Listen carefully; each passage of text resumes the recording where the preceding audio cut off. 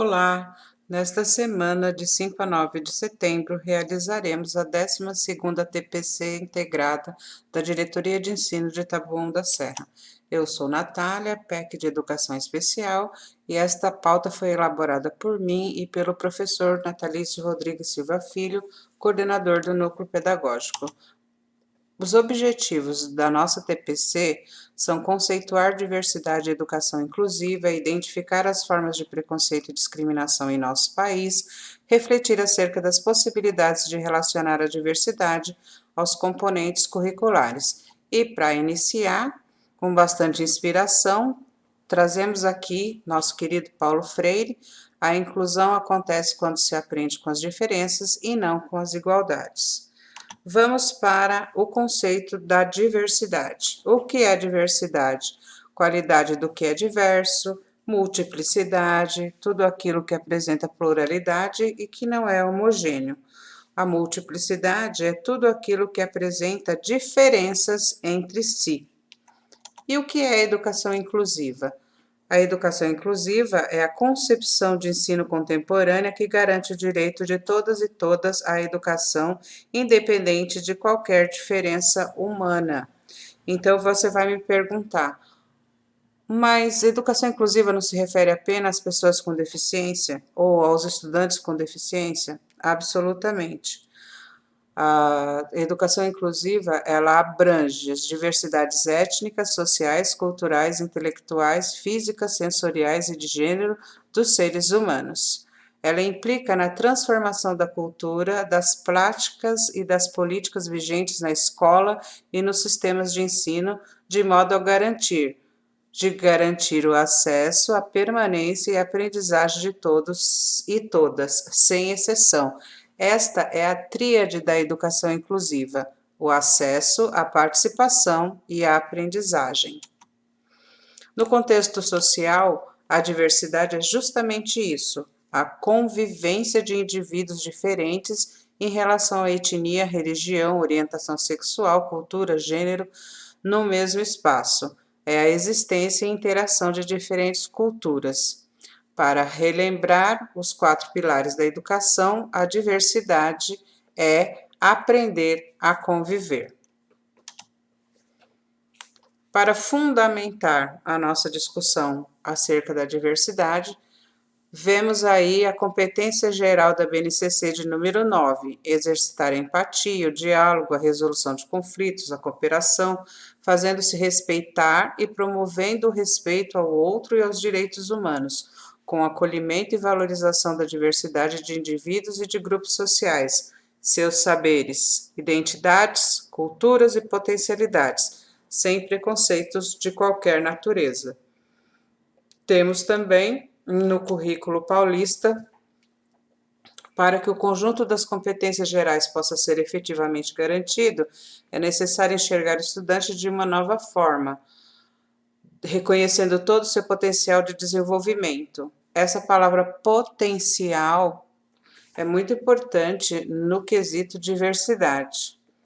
O acolhimento das pessoas em suas singularidades e diversidades, o combate à discriminação e ao preconceito em todas as suas expressões, bem como a afirmação do respeito às diferenças sociais, pessoais, históricas, linguísticas e culturais.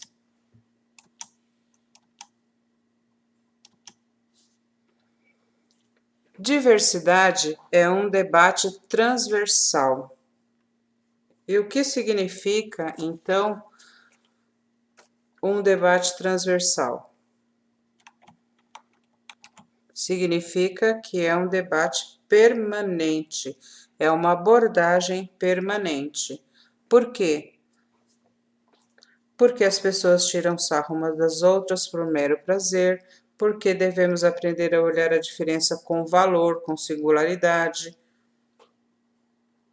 com potência e não com segregação, porque estamos confundindo liberdade de expressão com discurso de ódio.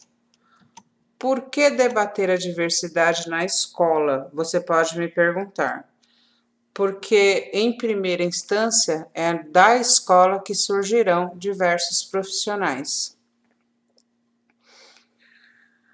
E o que combina mais com a escola do que a diversidade? Se a educação precisa dialogar com o mundo, logo a diversidade precisa estar dentro da escola, como diz Mariana Benchimol. Porque quanto mais diversa for a escola, mais ela espelhará a diversidade do país onde se encontra. E aqui nós trouxemos alguns dados, são só exemplos de dados que nos fazem refletir os motivos pelos quais nós devemos trabalhar e incentivar o debate permanente sobre a diversidade na escola. Aqui no caso, nós temos o Brasil ocupa o 5º lugar no ranking mundial do feminicídio. Então, a questão do feminicídio tão presente nos dias de hoje, aqui com alguns dados referentes às vítimas do feminicídio. 1.350 feminicídios, 74,7% entre 18 e 44 anos, 61,8% das mulheres vítimas de feminicídio são negras, 81,5% mortas por companheiros ou ex-companheiros, 8,3% por outros parentes, 55,1% dos casos com arma branca. Todas essas discussões pertinentes em relação à nossa discussão sobre diversidade. Outro dado apontando a questão da posição da mulher negra e do homem negro, que são ainda minoria em cargos de liderança no Brasil. Esta discussão ela está muito próxima à questão da trilha antirracista. Então, ela culmina com as discussões da trilha antirracista. Mulheres negras ocupam 2,4% e homens negros ocupam 2,6% em relação às mulheres brancas e homens brancos em cargos de liderança no Brasil. Mais uma notícia, mais uma manchete que pegamos aqui, que negros representam 78% das pessoas mortas por armas de fogo no Brasil. Aqui a fonte é o próprio Ministério da Saúde, que os negros somam 75,9% dos brasileiros assassinados, segundo o Atlas da Violência em 2020. Esta outra matéria trata da questão da intolerância religiosa. O Brasil registra 3 queixas de intolerância religiosa por dia em 2022, total já chega a 545 no país. Essa imagem, como vocês podem observar, aparecem vários sacerdotes comungando, cada um da sua fé, porém comungando a paz, como deveria ser. Porém, isso não acontece. Denúncias de intolerância religiosa pelo Disque 100 entre janeiro e junho. 2020, 498, 2021, 466, 2022, aí 545 denúncias de intolerância religiosa. Outro assunto importantíssimo que nós devemos retomar na escola são as mortes por LGBTfobia, que crescem 33% em um ano. Com 316 vítimas, o dossiê aponta crescimento de 33% no número de mortes violentas da população LGBTQIA+. Aqui também é uma notícia recente. Outras formas de violência sofrida por LGBTs, e aí vem o número de vítimas. A fonte é o Observatório de Mortes e Violências contra LGBTQIA+, no Brasil. O público que sofre muito preconceito são as pessoas com deficiência, são vítimas de ataques de ódio nas redes sociais e sofrem preconceito no trabalho. Sofrem preconceito em qualquer lugar, não é mesmo? Se nós fizermos um levantamento a fundo. A matéria, a ONU, que nos diz o seguinte: imigrante vive xenofobia no Brasil e desmonta mito de país acolhedor. Essa matéria é do UOL, também muito recente, deste ano, e aguardam na paróquia Nossa Senhora da Paz, na região do Glicério, que é o centro de São Paulo. Na foto, o haitiano mostra o passaporte, é um pintor de 33 anos de idade e está à procura de um posto de trabalho no Brasil. Um mito do país acolhedor. A gente sempre teve a ideia, né? Sempre nós nos vangloriamos de que sempre tivemos muito orgulho de que o país, o Brasil, é um país acolhedor, mas algumas pessoas estão desmontando esse mito a partir do momento que as pessoas que vêm de fora não estão se sentindo acolhidas no nosso país. Ataques xenofóbicos costumam acontecer no período pré-eleitoral, 90% dos casos no ambiente virtual. E aqui nós temos mais vítimas do preconceito e da discriminação, que são os nordestinos, não é? Talvez o maior público-alvo de xenofobia no Brasil, não é? E a gente percebe aqui no estado do Piauí, que é um jornal no estado do Piauí, revela o seguinte: as denúncias foram realizadas através do Disque 100, serviço de atendimento telefônico gratuito criado para o recebimento de denúncias de violações de direitos humanos. Então, comparado ao ano de 2014, houve uma queda de 8,41% das ocorrências, com cerca de 354 mil casos. Em 2015, foram 324 mil ligações, mas houve um aumento de 1,94% de denúncias acolhidas e encaminhadas aos órgãos responsáveis pela investigação. Os dados também contemplam casos de violência contra crianças, adolescentes, idosos e população LGBT. Aqui, nas imagens aqui, vocês podem perceber, né, as expressões de xenofobia. Às vezes a gente pode pensar que é uma piada, uma brincadeira, mas não existe brincadeira, ou uma brincadeira de muito mau gosto, que se confunde com a discriminação e o preconceito. Como ganhar voto de um nordestino é só dar um prato de comida e uma garrafa d'água. Se eu encontrar algum nordestino aqui em Minas Gerais, eu jogo fogo. Esses são exemplos de expressões que não se deveriam ser repetidas em grupos de colegas, não é? Em rodinhas, porque estimula o preconceito e a violência. E uma forma mais recente de preconceito e discriminação é a aporofobia, que significa aversão aos pobres. Nós temos aqui em São Paulo a aporofobia no centro da cidade, não é? Aqui alguns pregos, metais de ferro pretados nessa escadaria, na frente de uma igreja, para que as pessoas em situação de rua não possam sentar-se ou deitar-se nessa escadaria. Ali também, à direita, nós temos em Niterói, no Rio de Janeiro, a mesma situação, e em Florianópolis, Santa Catarina, temos aqui uma placa na cidade, na entrada da cidade: não sustente a miséria, não dê esmolas. Essa matéria também é muito recente, agora de agosto de 2022, e ela a aporofobia tem sido denunciada pelo padre Júlio Lancelotti, que faz um trabalho muito importante aqui em São Paulo, com relação à acolhida das pessoas em situação de rua. Agora, nós podemos dar algumas dicas para o trabalho com diversidade na escola, levando em consideração o que a gente discutiu, porque nós devemos trabalhar diversidade na escola, por que nós devemos tornar a diversidade na escola um debate permanente, não é? Uma abordagem permanente. Então, em relação a isso, nós separamos aqui alguns passos.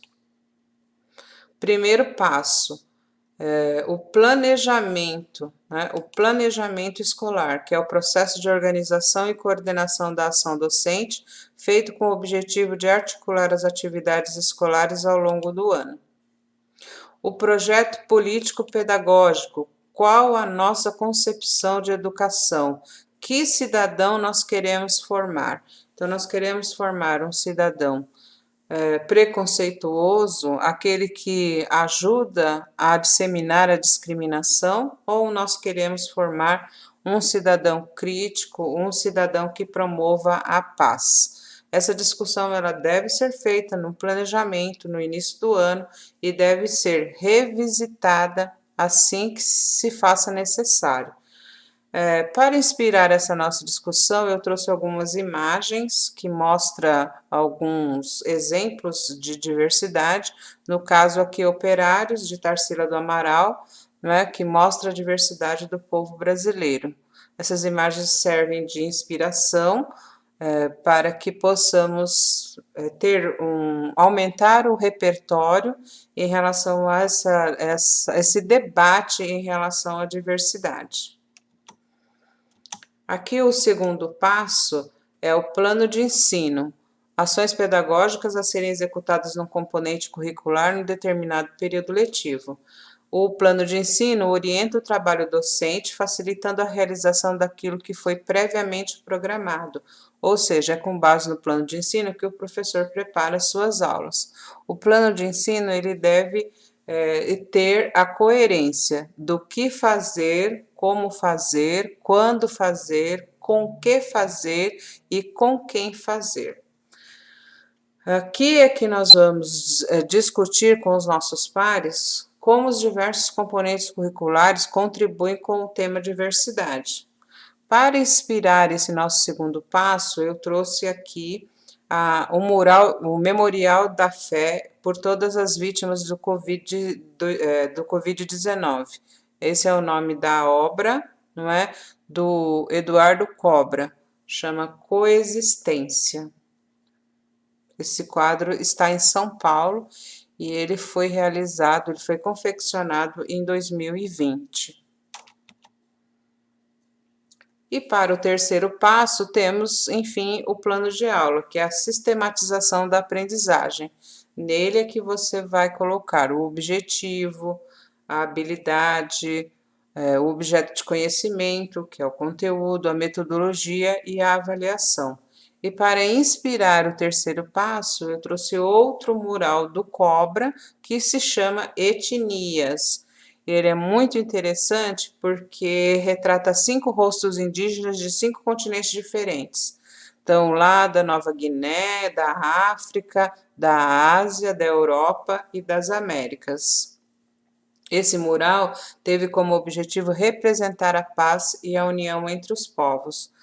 Outra inspiração que eu trouxe também foi uma música feita, né, autorada por jovens, e o nome da música é Sim à Diversidade. É bastante interessante. Eu deixei o link aqui, tem o link também na pauta, caso vocês queiram se apropriar para aproveitá-la nas aulas. Pode ser também uma grande inspiração para que nossos estudantes venham a contribuir com suas autorias, sejam elas no desenho, sejam elas na pintura, seja na música. Há várias formas de vincular o trabalho da diversidade com a nossa sala de aula. O meu componente curricular pode abordar aquelas matérias, aqueles dados que foram apresentados e tantos outros também, porque faltaram exemplos de desmatamento, faltaram exemplos do genocídio indígena, faltaram alguns outros exemplos que eu tenho certeza que todos vocês têm acesso e poderão trazê-los para a sala de aula. Então, como componente de geografia pode fazer aquelas abordagens, como componente de matemática pode fazer abordagem, como componente de arte pode fazer abordagem. Então, cada um no seu componente curricular buscar as formas de trabalhar a diversidade em cima de dados reais. Aqui eu trouxe, então, algumas habilidades, né, que podem ser trabalhadas na sala de aula a partir do nosso currículo. Aqui no Aprender Sempre, nós temos os anos iniciais. Foi realizado um ATPC no Centro de Mídias em 8 de novembro de 2021, que tratou sobre a etnomatemática. A etnomatemática, ela foi descoberta, né, ela foi estudada por Ubirata D'Ambrosio, e ela trata sobre as diferentes formas da matemática que são próprias dos grupos culturais. É uma inspiração a respeito de saberes e fazeres matemáticos. É um instrumento poderoso para aproximar e valorizar culturas e saberes. Vale a pena tanto os professores dos anos iniciais como outros profissionais, né, estudarem, revisitarem o Centro de Mídias, né, essa TPC do Centro de Mídias sobre etnomatemática. Ele trata sobre um olhar à diversidade do saber matemático. Um olhar sobre a diversidade do saber matemático. Aqui eu peguei também, fiz um recorte de arte nos anos iniciais, no quarto ano, que é sobre a dança, a linguagem da dança, experimentar, identificar e apreciar formas distintas de manifestações tradicionais e contemporâneas da dança, próprias da cultura popular brasileira de diferentes épocas, incluindo-se suas matrizes indígenas, africanas, europeias, cultivando a percepção, o imaginário, a capacidade de simbolizar e o repertório corporal. Como o professor de arte, o especialista, consegue trabalhar essas habilidades abordando a diversidade. Aqui tem muito conteúdo sobre diversidade, uma vez que a gente fala da cultura popular brasileira de diferentes épocas, né? Em suas diversas matrizes. Aqui nós trouxemos a própria matemática, um exemplo aqui do recorte é o terceiro bimestre do sétimo ano, que é solucionar e propor problemas que envolvam cálculos mentais, escritos, exatos, aproximados, com números naturais por meio de estratégias pessoais com compreensão dos processos neles envolvidos com e sem uso de calculadora. Resolver e elaborar situações problemas que envolvam operações com números inteiros. Para atenção a respeito desse resolver e elaborar situações problemas, solucionar e propor problemas que envolvam cálculos, que a gente se utilize dos dados apresentados nos slides anteriores, ou mesmo aqueles que trazem a problemática relacionada ao preconceito e discriminação, não é? Para que essas situações, problemas, sejam abordadas com situações do cotidiano. Então, nós conseguimos trazer para a matemática a abordagem permanente da diversidade à medida que a gente consiga elaborar situações, problemas que estejam mais próximas do cotidiano de cada um. Aqui a língua inglesa, nos anos finais do sexto ano, por exemplo, né? Então, aqui traz produzir textos escritos em língua inglesa, histórias em quadrinhos, cartazes, chats, blogs, agendas, fotolegendas, etc., sobre si mesmo, sua família, seus amigos, gostos, preferências, rotinas, sua comunidade e seu contexto escolar. Interagir em situações de intercâmbio oral, demonstrando iniciativa para utilizar a língua inglesa, aplicar os conhecimentos da língua inglesa para falar de si e de outras pessoas, explicitando informações pessoais e características relacionadas a gostos, preferências, rotinas. Aqui também é uma forma dessas práticas de escrita, dessa interação discursiva e da produção oral, ela estar relacionada com as questões de diversidade. E as próprias ciências humanas aqui, representadas pela filosofia, geografia, história, sociologia, que existe no seu bojo aqui a discussão permanente acerca da diversidade. Vejamos aqui um exemplo em sociologia. o objeto de conhecimento, movimentos sociais urbanos, grupos marginalizados, indígenas, afrodescendentes, deficientes, políticas públicas e etc. Então, aqui nós podemos ver no objeto de conhecimento de filosofia, desigualdade, exclusão, fala da questão dos direitos, não é? Fala aqui dos países africanos e latino-americanos, fala da delimitação e demarcação das terras indígenas, quilombolas, aqui tudo relacionado à abordagem da diversidade. Basta apenas que a gente chame atenção para a questão da discriminação e do preconceito, à medida em que formos planejando as nossas aulas. Por que a gente traz a representatividade? Para fortalecer a autoestima a partir dessa representatividade, não é? A gente tem carência de bons exemplos, então eu trouxe aqui alguns exemplos, e é lógico que existem muito mais. Diversidade é regra, não é exceção. Aí nós trouxemos aqui algumas representações, como por exemplo Gabi Amarantos, Maria da Penha, não é? Responsável pela lei Maria da Penha. Aqui, a ativista produz bonecas indígenas, uma iniciativa sensacional de representatividade, não é? Os nossos jogadores aí, nossos atletas, né?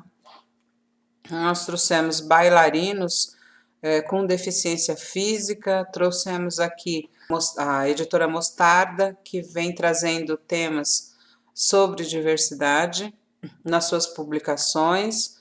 Aqui o querido Ariano Suassuna, que dizia que não trocava o oxente não troca o meu oxente pelo ok de ninguém, porque ele não era dado a estrangeirismos, então um grande representante nordestino, não é? Tem aqui livro, o Caraíba, por exemplo, é um livro escrito por um indígena, né? E exemplos de filmes, de séries, como aqui o Atypical, que traz um adolescente com transtorno do espectro autista, este livro, O Pequeno Príncipe Preto, para representar, enfim, uma série de representatividades para fortalecer a autoestima, que nós parem um momento e discutam a respeito dessas questões. O projeto político-pedagógico da sua escola contempla propostas que ampliem o debate sobre a diversidade ou é preciso propor mudanças? Há alguma proposta multidisciplinar que faça abordagem à diversidade aí na sua escola? Como você, professor, professora, lida com situações concretas de discriminação, preconceito, racismo, xenofobia, capacitismo, LGBTfobia, misoginia em suas aulas? Como seu componente curricular pode contribuir com tais abordagens? E para encerrar, a gente traz aqui uma frase de Nelson Mandela. Ninguém nasce odiando outra pessoa pela cor da sua pele, por sua origem ou ainda por sua religião. Para odiar, as pessoas precisam aprender, e se podem aprender a odiar, elas podem ser ensinadas a amar. E que, como Mandela, a gente consiga ensinar a amar. Esse amar significa o respeito pelo outro e pelo diferente. Que esse amar signifique acolher o diverso, que a diferença é uma característica humana. Quando todo mundo está pensando igual, ninguém está pensando muito. Que nós possamos vencer as barreiras do preconceito, que nós possamos ensinar a amar, debater, a partir da realidade local, formas de relacionar as dimensões social, ambiental, econômica, política, cultural, ética, construindo ações cotidianas que contribuam para a melhoria da qualidade de vida dos seus locais e, por consequência, do nosso planeta. Que essa TPC sirva de reflexão e que eu espero ter contribuído um pouco para que possamos abordar permanentemente a diversidade em nossas aulas e na nossa escola. Muito obrigada.